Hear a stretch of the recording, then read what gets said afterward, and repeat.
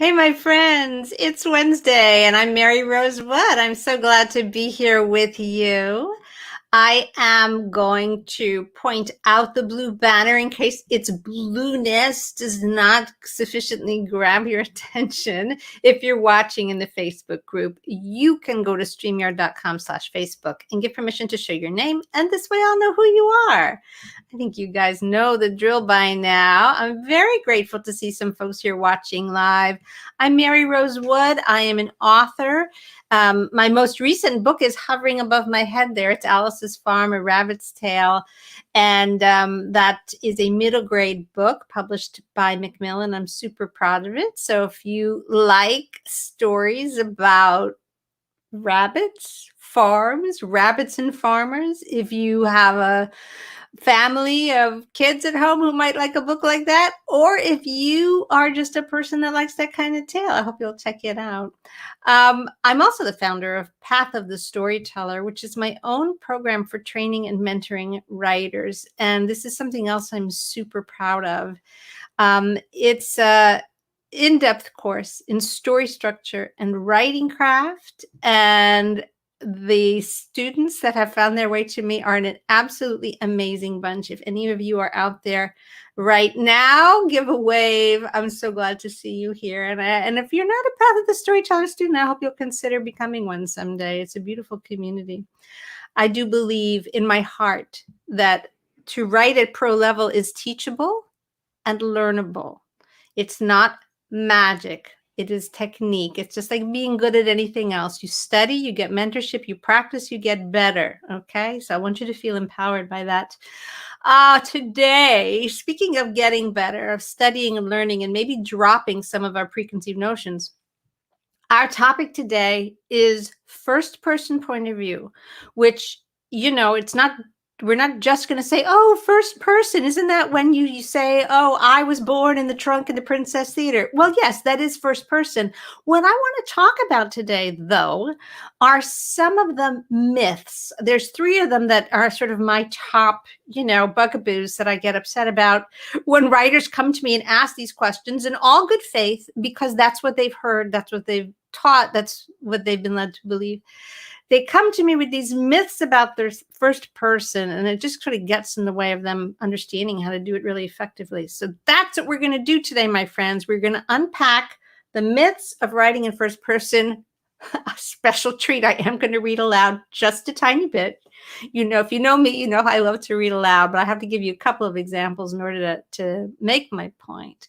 So you can, whether you're on Facebook or YouTube, you can post comments, you can ask questions as I go. And if you've got particular questions about writing in the first person point of view, bring them on, because today's the day we're going to clarify everything. I want this to be the last word about first person.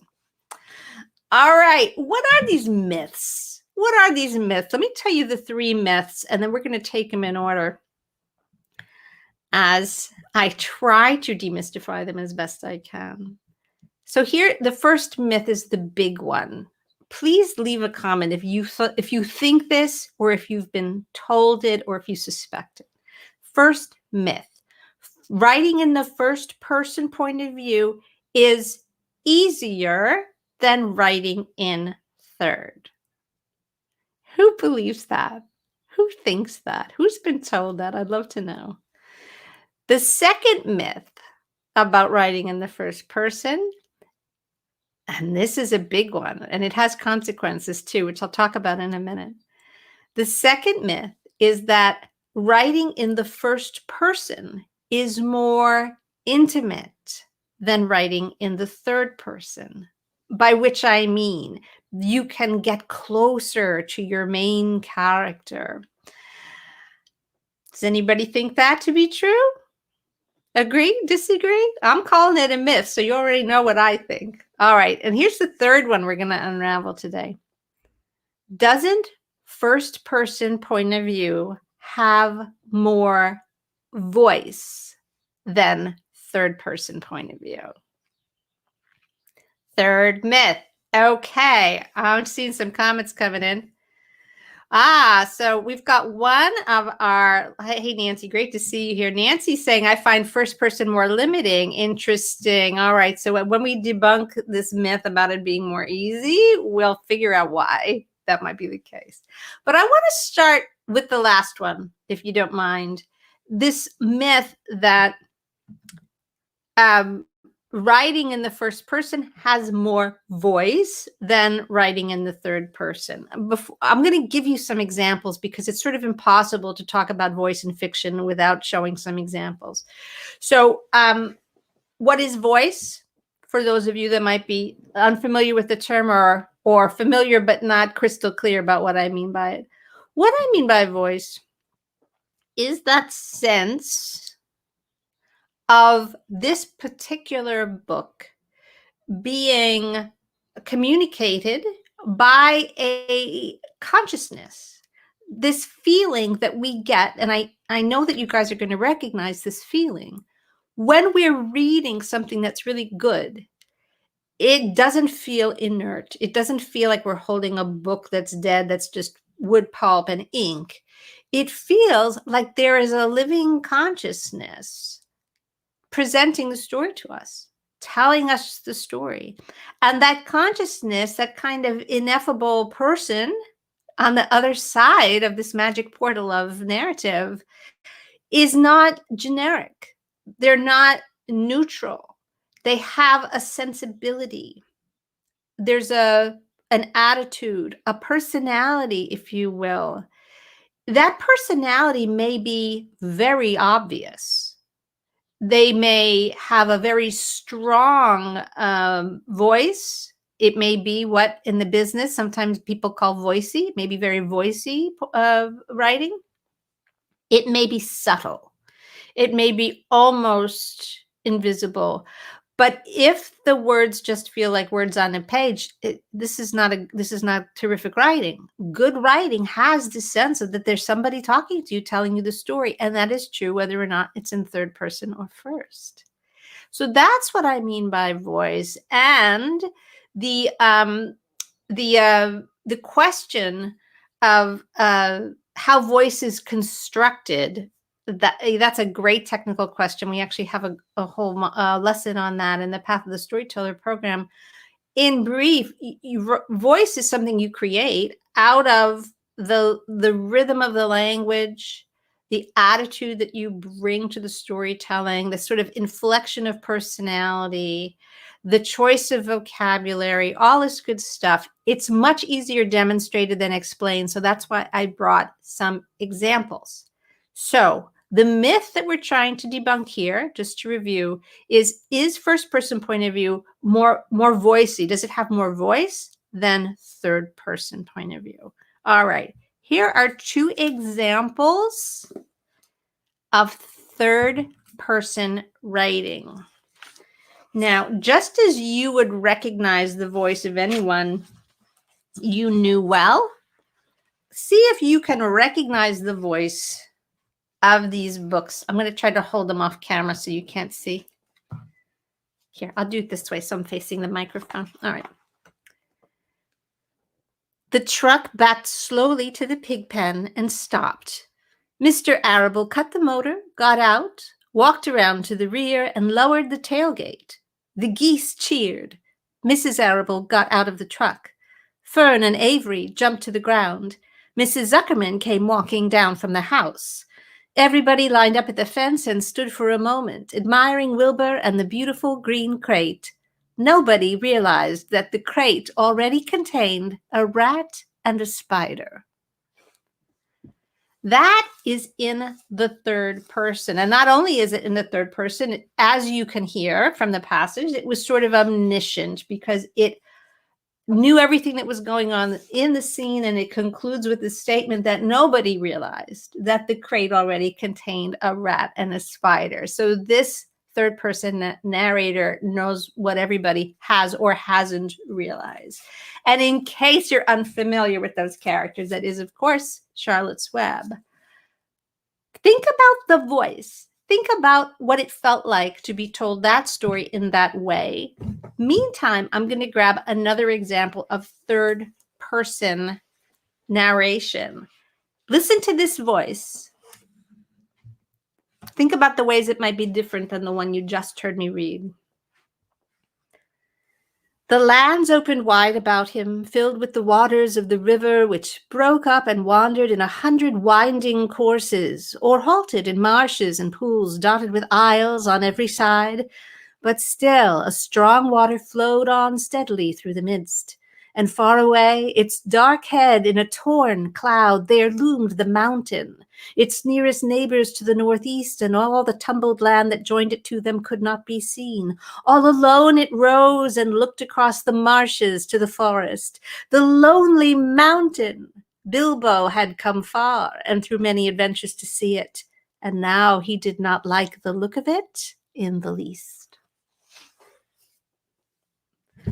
Third person voice. Now, please leave a comment. I'm definitely looking for interactivity here.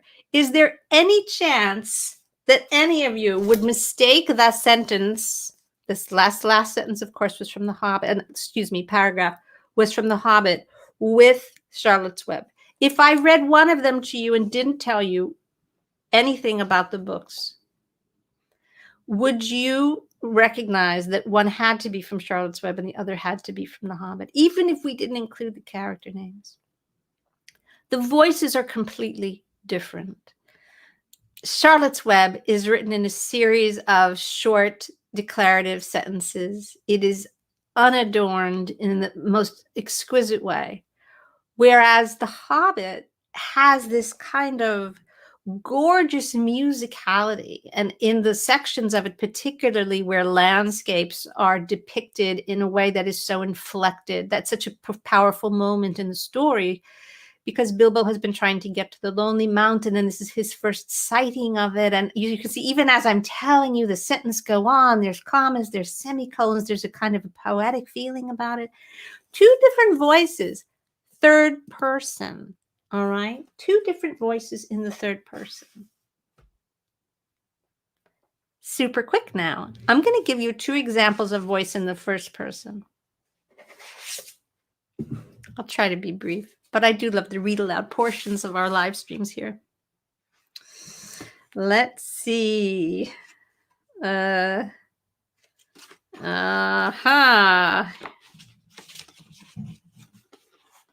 right, here we go. First person. Goodbye. Goodbye, sweet. She went out. God knows I had not wanted to fall in love with her. I had not wanted to fall in love with anyone, but God knows I had, and I lay on the bed in the room of the hospital in Milan, and all sorts of things went through my head, but I felt wonderful, and finally Miss Gage came in. First person. What's that voice all about? It's got a very particular rhythm, a particular way of using language. All right, hold it in your minds for just a minute. And now my last example, and this is going to be the end of the read aloud section for today. This is also a first person narrative. Compare this voice to the one I just read to you.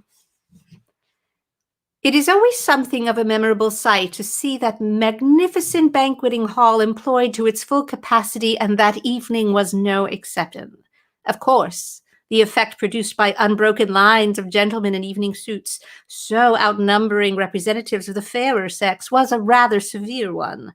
But then again, in those days, the two large chandeliers that hung over the table still ran on gas, resulting in a subtle, quite soft light pervading the room, and did not produce the dazzling brightness they have done ever since their electrification. Sorry, I cracked myself up there.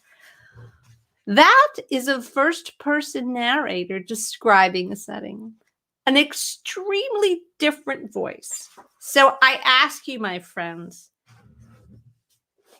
is there any chance that you would mix up the voice of the first one I read, which of course was from A Farewell to Arms by Ernest Hemingway? If lying in a hospital bed in Milan didn't tell you, I'm telling you now.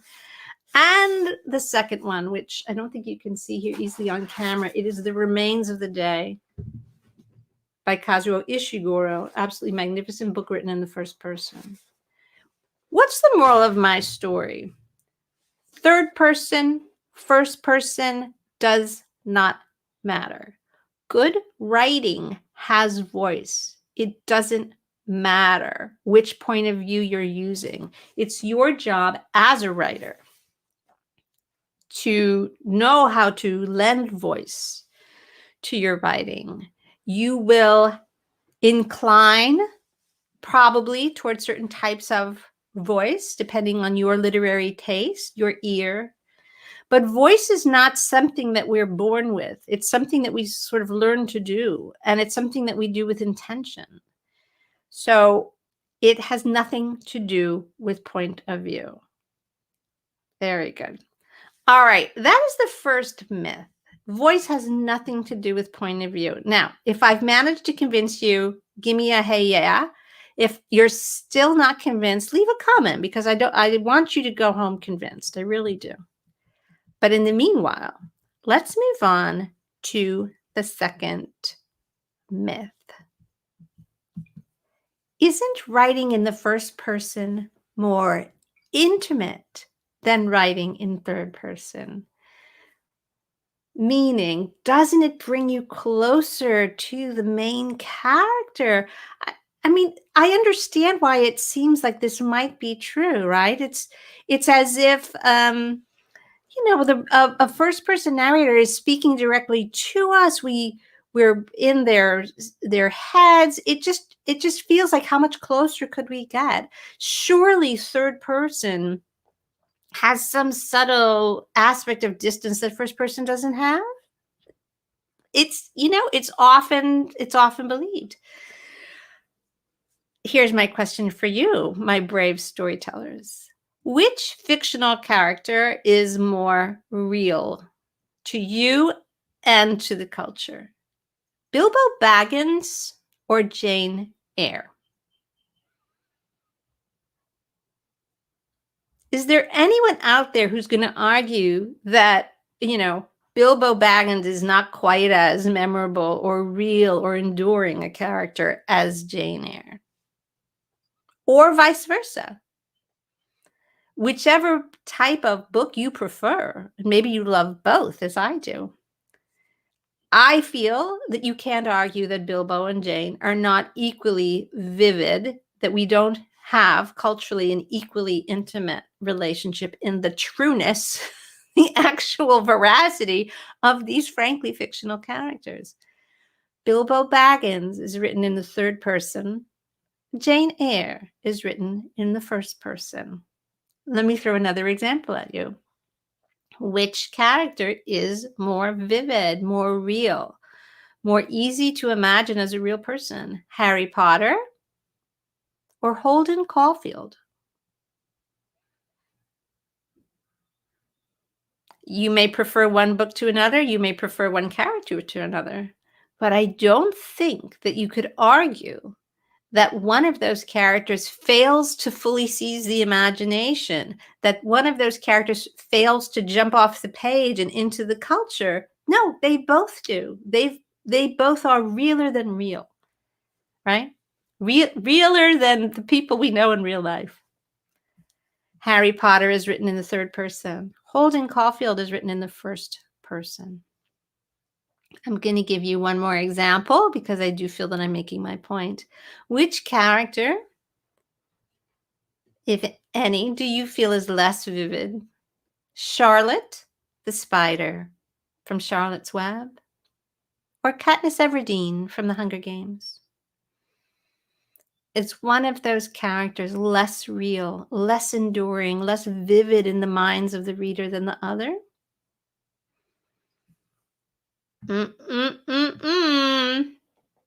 Charlotte the spider is written in the third person. Katniss Everdeen narrates her own book in a present tense first person. All right. It's a myth, my friends. Writing in the first person is not more intimate than writing in the third person. It does not create a magically realer depiction of character. It does not bring characters to life in a special way that third person cannot. It is a myth. I've got a vote from Nancy in the comments. Both are equally real. I agree with you completely, Nancy. I don't even know which pair of characters you're referring to. But of course, my point is that they all are equally real. The first person narrated books deliver the characters, and the third person narrated books deliver the characters, and they are equally real. What makes it work, of course, is that the writing is impeccable. The storytelling, the story structure, the writing craft, they are impeccable in all of these works. And that is why these characters feel realer than real. That is why these characters have a kind of immortality about them. I recently made the point to my students that a really good book lasts a lot longer than people do, alas, which is a very humbling thing because we, of course, are people, right? But the people in books have this enduring quality. A good book that endures, these characters are around for a very long time. Does anybody wonder, oh, well, you know, Harry Potter, Bilbo Baggins, Charlotte, they're written in the third person. They're just not as good. We don't know them as well. We don't love them as much. Not so. It is a myth. All right, now you know my thoughts on that. I've saved the best for last. Oh man, I'm going to try not to get heated about this one. Hold me back, guys, if you see me getting excited. Here's the myth. Isn't first person easier than writing in third person? Now, we've got a couple of votes in the comments already.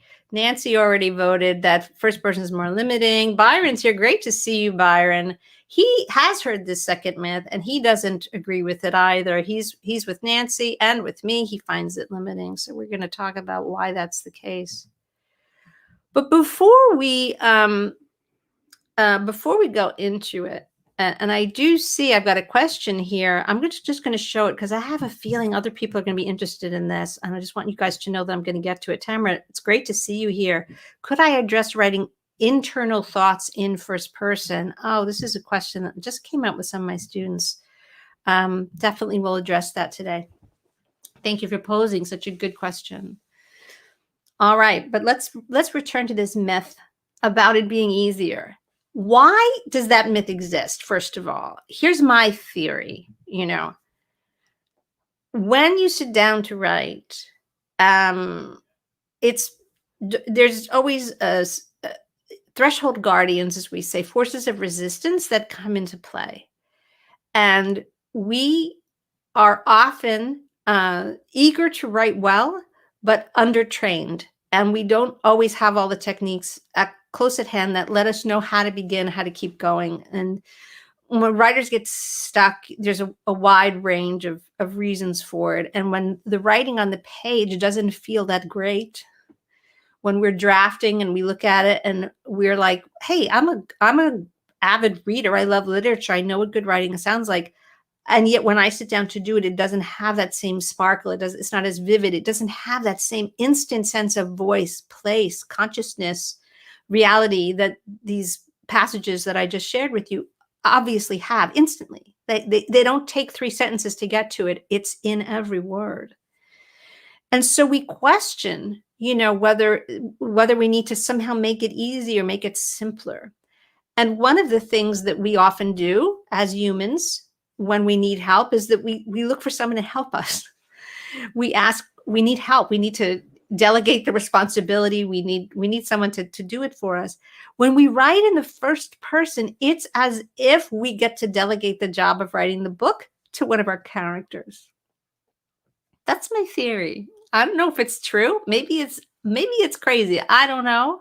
But I feel that impulse to kind of remove ourselves from the picture and create this mask of a character to tell the story for us gives us sort of just enough distance to calm down a little bit, to put down our anxiety and to say, oh, good, now I can just talk as her. I can just be her or him and let them tell the story. And that somehow feels easier than me trying to invent a narrating consciousness, than me trying to imagine what voice is going to tell this story if I proceed in the third person. So it kind of temporarily puts aside one of the key challenges of writing fiction, which is what's the narrating consciousness? What is the voice who's telling this, right? I think that's might be why. I also feel that for many writers, particularly those who are not super clear about story structure, the notion of somebody talking feels accessible. We all can talk. Look at me. Every Wednesday, I get on with you guys and I talk, and it goes on usually for close to an hour. We're all capable of speaking. We get on the phone, we speak. We get on Zoom, we speak. We have coffee with a friend, we speak. And there's something about that first person narration that triggers the sense of ease and familiarity of like, well, I'm just talking. If I can talk for an hour, then certainly I can talk on paper for 10 pages, 20 pages, 100 pages. Books, if we're writing a book length work, which I think a lot of you are, there's a lot to say. It's a lot, and we have more confidence in our ability to speak at length than sometimes we do in our ability to write 300 or 400 pages of good fiction. We can keep talking long enough, the book will eventually reach the proper length. We can type the end, and there we go. I believe that these are the kinds of unconscious impulses that make writers mistake first person for something that's easier. Now, here's the problem. First person is not talking. It's not talking. It's writing a book. It's a narrative strategy that you choose, and hopefully you choose it because it suits the book that you're writing. It suits the story that you want to tell. If you are writing a book that has a huge cast of characters, many locations, interwoven plot threads, kind of an epic multi-generational structure. If you're Tolstoy and you're like, I know what I'm going to do. I'm going to write this big epic book. It's going to be about war. It's going to be about peace. It's going to be about all of it. You find yourself writing in the first person, you're very quickly going to run out of room. And then you're going to have the issue that both Nancy and Byron have mentioned in the comments, which is that you hit the limitation of first person really quickly. Things that are not in the direct experience of your narrator cannot be put on the page, because the person, and I put that in quotes, the person, the entity who you've created the illusion of, who's telling the story, can't know things that they don't know. That's the very definition of a first person narrative. You are in that person. If something is going on in the next room, I am in my own personhood here. I might hear noise. I might be able to deduce that my cats once again are fighting, but I can't see what's going on, right? I don't know exactly whether they've knocked over the lamp or the iron from the ironing board or what they're doing. I only know what I know, and I can't know what I can't know. That's the limitation of first person. Large, sprawling, epic stories, it's not a great idea to take them up in first person, right? Because you very quickly hit that limitation. But here's the tricky bit. And this is where a fuller understanding of how narrative works helps demystify this particular myth that it's easier. There's a great quote, oft quoted, I'm sure most of you have heard it, by Ginger Rogers, who was, the longtime performance partner of Fred Astaire. They were a great dance team. And Fred Astaire, of course, was always praised as being the greatest dancer ever, blah, blah, blah, blah, blah. And Ginger Rogers was the beautiful woman he danced with. And Ginger Rogers finally said, you know what? I do everything he does, but backwards and in high heels. Great quote. Now, when you're writing in the first person, you have to do everything the author writing in the third person does, but you have to do it backwards and in high heels. What do I mean by that? You have to tell story first and foremost. You have to delineate character, not just the narrator's character, but the character of every secondary figure in the book. You have to establish the setting and do all the describing that is needed in order for the reader to fully experience the story. We call this the fictional dream. You need them to believe in the settings so much so that they can feel that they're there. It's not just something that's being told to them, but something they are experiencing for themselves. You have to incorporate dialogue, not just what your first person narrator has to say about things, but what is said to them. And here's the backwards and in high heels part. You have to do it while wearing the mask of this narrator. So remember, the narrator of a first person book is not the author. You, my friend, are the author. You are the writer. You are the puppeteer behind the strings. You are the one crafting this work of literary art. You've chosen as a narrative strategy to create a mask, a persona for the character who's the narrating character. This will almost always be the main character, the protagonist, the hero of the tale. Not 100% of the time, but almost always. And now you are going to have to act like an actor. You're going to have to act the part as you write of this character and let them tell the story as if they were themselves narrating within the limitations of what they know and don't know. But your job is to still write the whole book. And you've got to deliver the whole book through this kind of very technical, constrained illusion of being somebody talking. This gets kind of meta, right? This is where a first person narrative is very, very, very different than receiving a long letter from a friend. When your friend writes you a long letter, yes, they are in the first person telling you, I did this, I did that, I did this, I did that. He said this, I said that. I was mad about it. What do you think about it, right? It's in the first person and it goes on and on. Probably, unless you have an unusual friend, it doesn't go on for 300 pages, but it just goes on and on. That's not a work of art. It might be a great letter. It might be super amusing. But what's a work of art? A work of art, of literary art, is a story that you tell, that you, the author, tell to your reader. It's something that you create. It's about something. The narrator in a first person strategy is one of the techniques that you're using to tell your story. Now, again, this is maybe easier to use an example than to just explain in the abstract. And so I'm not going to read anymore because I know it takes time and you guys have already heard me read. But I want to pivot back to The Remains of the Day by Kazuo Ishiguro.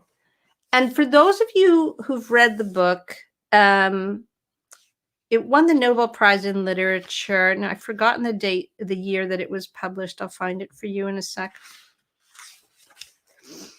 It was published first in 1988. So it's not a new book. It was made into an absolutely marvelous film adaptation, also called The Remains of the Day, that captures quite beautifully the story of the book. But here's what it doesn't capture, because cinema and fiction are such different narrative art forms. The movie adaptation, because it's a movie, can only show us what happens on the outside. It has the tremendous advantage of using two of our greatest movie actors in the lead roles. And these are actors who, Anthony Hopkins and Emma Thompson, who have the kind of skill and genius that when the camera gets into their face, we can look in their eyes and we see the inner life. We believe in it. We understand often that there's so much more going on inside than what gets spoken. But because it's a movie, that is all left to be implied by the actors' performances. It can't come out. In fiction, especially in a first-person narrative, we have a very, very different situation. A first-person narrative, by definition, lets us into the character's head. This is the character who is telling us the story. Now, the reason I use this as such a terrific example of the complexity of first person is that if you don't know the book, The Remains of the Day is narrated by its main character, who is a butler named Mr. Stevens. And it takes place in the years just between the wars in England. So Germany has already been vanquished in World War I. Hitler has already risen to power, but the war has not yet started. So it's those years in the build up to World War II. It's a very, very powerful moment, historical moment in England. Everything was changing. The whole world order was changing. Mr. Stevens has a road trip to take, and the entire book is the depiction of this trip that he takes while his new boss, right, his old boss, who was a kind of a lord of society lord, who we learn over the course of the book made some really poor choices about his political opinions. He was one of many of the British aristocracy at the time who were very sympathetic to the German people and did not think that Hitler was a serious threat, and were in fact quite eager to become allies again with Germany. The new lord of the manor is a kind of a brash, modern American guy. You can see by these narrative choices that this book is not about the trials and tribulations of a butler, is it? This is a book about the changing of the guard, about the foibles of society, about the catastrophic blind spots that privileged people can fall into. This book is about so many things. It's about the end of a particular kind of England, a particular fantasy about England's place in the world, right? That's what the book is about. But it is told through the character of Mr. Stevens. And what Mr. Stevens is struggling with is, while his new boss is going to be away, he decides to take a trip in the borrowed car of the new lord to go see the woman that used to be the housekeeper and with whom he clearly had a very powerful connection that never blossomed into a romance, because Mr. Stevens is a butler of the old school. He is reserved to a fault. His emotions are so suppressed. He has prioritized being a good butler over every other concern in his life. One of the most moving sequences in the book is where there's this very important party going on downstairs, and as the head butler of the house, this is his, he's in charge of this. He's got to make sure everything goes smoothly. And it just happens to be the night, alas, that his elderly father, who was also a butler, has what looks like a stroke and ultimately dies. And poor Mr. Stevens is downstairs implacably, stone-faced, trying to be the perfect butler, while his friend, the housekeeper, keeps delivering news. It's taken a turn for the worse. Perhaps you ought to come up and see him. The doctor arrives, and finally they come down and they tell him his father's passed away. And poor Mr. Stevens, and yet he's the narrator of the book. So his rendition of these powerfully emotional events does not include the powerful emotion. It is his version of how pleased he is, how proud he is of himself, and how proud he thinks his father would be of him for holding his post, for prioritizing his duty, for being a good butler, right? While his own father's upstairs dying. I highly recommend the book. It is a masterclass in writing in first person. But you see that in this case, the author clearly is telling a story to the reader. We get it. There's never a moment where we don't get that the author is showing us that Mr. Stevens is making mistake after mistake, that he is prioritizing the wrong things, that he is so blinded by his sense of duty that even as he passes trays of cocktails and, cleans up after the aristocracy, eavesdropping on their chillingly misguided, in hindsight, political conversations, that he's just going along with it. He's just so unwilling to shift his own mindset. He's unable to.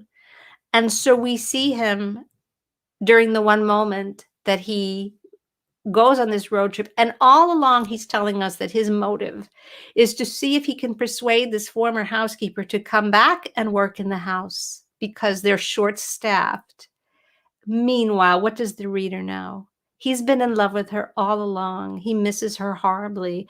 And what he's telling us is that he's finally willing to take a risk to let her know how much he wants her back. And of course, at this point, she is married. And he knows that, but because she's written him a letter that is also quite reserved in its way, in which she expresses some unhappiness in her marriage, he jumps on the chance. What the narrator is willing to say and what the reader is being told are two completely different things. And that is true throughout the entire book. So I hope I've tantalized you enough to take a peek at it. But my point is this: when you work in first person, you are taking on the challenge of writing the book that you want to write and giving the experience to your reader that you have designed, while also wearing a dress, doing it backwards in high heels. You are in the mask of a character who is going to be capable of themselves. They're going to be capable of doing what they can do. And you have to find clever ways, and you will, to continually be throwing the story over the head of your narrator, your first person narrator, so the reader can catch it. It's a whole other dimension of thinking about first person. It is not the type of thing that only gets pulled off in literary fiction that wins the Nobel Prize. By the way, one of my favorite examples of a middle grade first person narrator who does exactly the same thing is Bud Not Buddy by Christopher Paul Curtis, a wonderful middle grade novel that is narrated in the first person by Bud of the title. And Bud also has many, many scenes where he has a childlike understanding of what's going on. And he's the one who's telling us the story.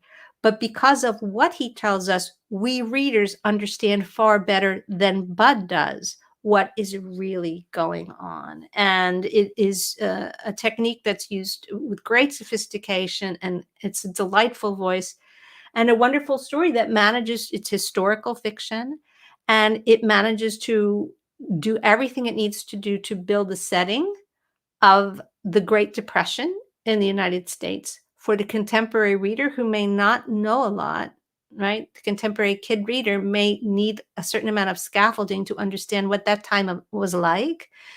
But just being Bud is our only source of information because he's the narrator. And yet, in the hands of such a skilled writer, all of the information that the reader needs is tossed over Bud's head, if you will, so the reader can catch it. Now, that is the conclusion of our myth busting for today, but I just want to add one more cautionary tale. I have heard more than once, and it makes me sad each time I hear it, that a writer who is, really trying to get started in their career, they're trying to break in, they're trying to get an agent, they're trying to get published, submit their manuscript to the world. Usually it's an agent, right, who's the first gatekeeper. And the agent gets back to them and says, this is intriguing, but it doesn't quite work. Why don't you try it in the first person? And those writers, some of them diligently, then sit down and say, oh, Okay, I guess I'll rewrite it in the first person. And they either have an extremely naive understanding of what that means, and they just do a search and replace and change all the pronouns, which is not at all what point of view means, or they have a more realistic expectation and they start over. And they start by saying, well, the agent thinks it should be in the first person. I'm going to start over. And they rewrite the whole book in the first person. And it doesn't get better, right? It just gets different. And they usually will hit the kinds of limits that we've already mentioned and realize the book can't be written in the first person. And then they are flummoxed, because why on earth would an industry professional give them such sketchy advice? Here's the thing. If somebody tells you, I think this would work better in the first person, they are really telling you something else. They are telling you that your third person narrator is not being used to capacity. It's not being used with a really nuanced, flexible, dynamic control of writing craft. It is perhaps not sufficiently using the gear of close third person, meaning it's not zooming in close enough to your viewpoint character enough of the time. It may mean that you are not sufficiently skilled at changing the narrative distance of your narrative, so that you're writing the whole book as if you were standing a mile away from the action and just describing it all as if it was a fixed camera filming a play in progress. That's not how fiction works. We shift the distance, right? We can go from long to medium to close-up shots. What you're hearing is someone who doesn't have a really technical vocabulary about writing craft telling you, it just didn't work for me. It didn't grab me. It wasn't vivid. The vivid fictional dream didn't kick in. The causes of that are as various possibilities as all of the different techniques of writing craft. They're just telling you the writing doesn't work yet. They are not, and I say this with great love for agents and editors, because I've had a bunch, and these are not people with bad intentions, and many of them are quite brilliant at what they do. But for the most part, these folks do not have the kind of in-depth training in story structure and writing craft that a serious writer will have. Why should they? They're an agent. You want them to be a fantastic agent. They need to know about all kinds of things. They need to know about contracts and how publishing works and marketing budgets and how to negotiate. And, they've got a lot on their plate already. Let them be geniuses at that. They will often have a very good ear, though. They will often have very, very good taste. And so when they tell you, it doesn't work for me, you can hear that and you can take it as information. But if they then say, maybe you should try it in the first person, that has taken things a step too far. They are not giving you specifics about why it doesn't work for them. So, nor should they give you the exact diagnosis of what to do to fix it. All right. So you must always be careful if anyone says that to you. If your narrative should be written in the first person, there are ways to figure that out. But it doesn't mean it's easier. And actually, in my opinion, it's actually quite tricky to do. But if you've got a third person narrative and someone says, it doesn't quite work for me, try it in the first person, they are just grasping at straws. They're trying to tell you something that might help, but don't take it literally. All right. We'll take the time to learn the craft so that you can figure out why it's not working and then fix what's really wrong. Okay. So that's the end. Please, I'm going to go now to Tamara's great question about writing internal thoughts in first person. But if anybody else who's here has some more questions or comments about this notion of the myths of first person point of view, I definitely want to hear them. So I'm going to put this back up, Tamara. So Tamara says, could you address writing internal thoughts in the first person? Now, it's kind of an interesting question, and it literally just came up with some of my students. So I know this is something that it seems like it should be obvious, but it's really not. When you are writing in the first person, everything is the inner life of your main character. Everything is. So there's no need to distinguish something as thoughts. It's all thoughts, right? It's all the inner life of the main character. Here's what's interesting, and going back a little bit to the complexity of remains of the day, what a person is thinking, what they are really thinking, and what they are willing to say are generally two very different things, right? Everything is circumstantial. If we are speaking to our best friend, we might tell them exactly what we mean. So there could be a very close alignment between the dialogue that we speak and our inner life. But if we are, if we are a celebrity in trouble giving an interview to Oprah, we might curate our words really carefully because we have an agenda. What comes out of our mouth is designed to meet a purpose. We're not going to share what we're really thinking necessarily. Although Oprah has a way, doesn't she, of getting people to say what they really mean.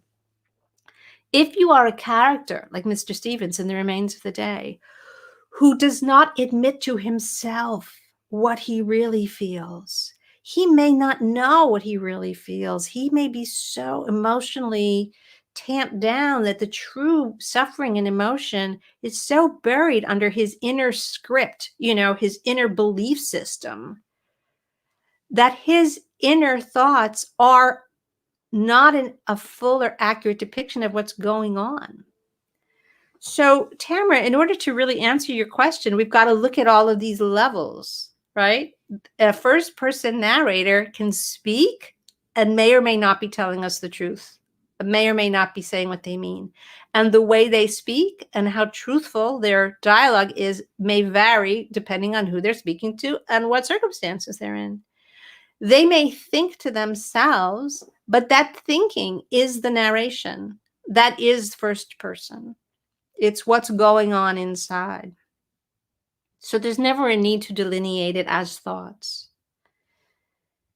Underneath what the character is able to self-narrate may be a whole other truth. And that's where the skillful author has to choose the details, the dialogue, the other information to have the first person narrator present so that the reader knows what's really going on. One of the technical things that came up in a discussion with some students of mine was the practice that some try because of confusion about what's thinking and what's not, of setting little bits of thoughts, and again, I'm using air quotes, in italics. If you really consider that everything in a first person narration is the inner life of the character, you see how odd that is. Because why would something be in italics and something not be? Everything is what was going through their minds. The one example that we came up with where you might use italics for a first person narrator to delineate thoughts is if there was some narrative hook or conceit where there was some telepathy going on so that other people's thoughts were somehow getting in the head of your first person narrator, in which case italics might be a useful way to delineate them. So that's my answer to you. And if you, we have just 2 more minutes, but I'm right here for you. So if you're still on and want to ask a follow-up question, please do.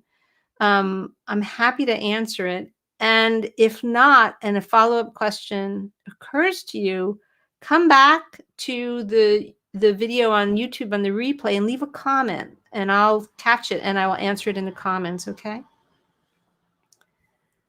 All right, my friends, I'm just doing the last scan for questions, comments.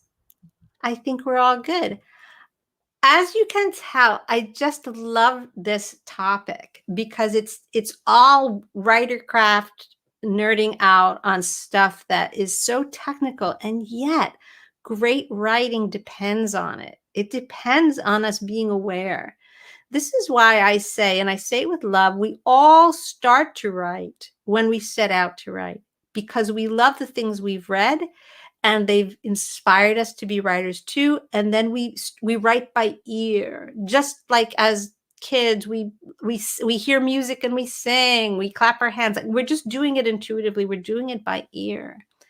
The amount of technical craft that goes into really successful, really good, enduring fiction is far greater than we first imagined. Just like you can learn to sing by ear, but if you want to end up singing in the opera, chances are you're going to have to take some lessons and practice a great deal. There's more technique involved to do it at pro level than you at first imagined.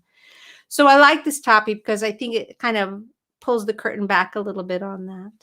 So please keep the conversation going in the comments. I want to know what you guys think. I want to know who's out there writing a narrative in the first person, right? What struggles you might be coming up with. Ask questions, they will answer them. And I want to thank you all very much for coming. This has been a fun live stream. As ever, if you yourself have a topic that you want me to talk about on a future Wednesday, just let me know. Post it in the comments, leave it in the Facebook group, whatever you need to do. I would love your suggestions. And if you're not already subscribed to the YouTube channel, this would be a great time to do it. Having subscribers is wonderful for the channel because it helps YouTube put the videos out to be seen by more people. And there's a lot of writers out there who could use a little boost of mentor energy, and that's what I'm here to do. All right. Thank you all for coming and for your great participation. I'll see you next time.